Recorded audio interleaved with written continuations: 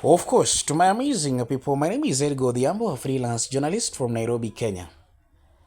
The reported abductions of Maria Sarungi Tsehai, a prominent Tanzanian journalist, human rights activist, and the founder of the Change Tanzania movement from Nairobi Kilimani area, has sparked a widespread concern and has raised critical questions about the motive behind her disappearance. Maria's work as a vocal advocate for human rights and political reform has often placed her in the spotlight, and most notably, her March 2024 article Samia War on the Maasai.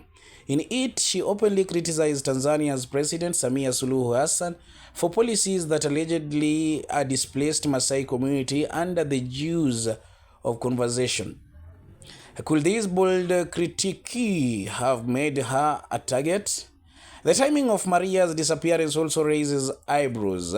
With Tanzanians heading to general elections, could her abductions be attempted to silence one of the country's most influential voice advocating for political change? Alternatively, could her case be linked to a broader trend of abductions targeting political activists across East Africa? In recent months, Kenya has become a flashpoint for cross-border political intrigue.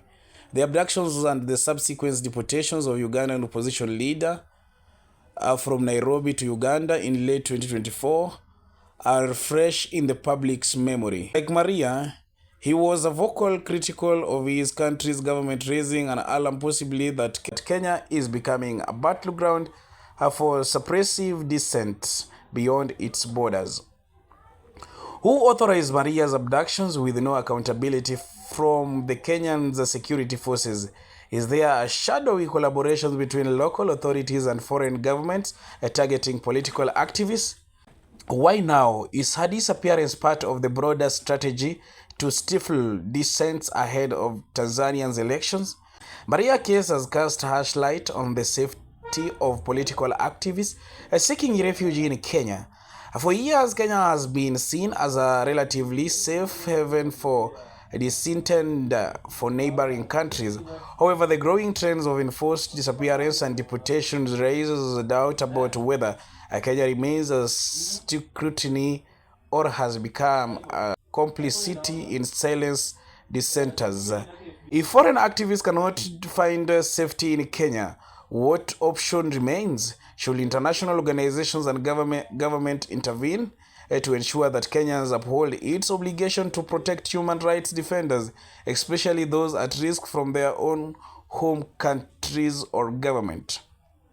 Maria's abduction is not just a personal strategy, it is a stark reminder of the dangers faced by those who dares to challenge power. The international community must urgently demand answers about her disappearance and ensure the safety of activists across the region.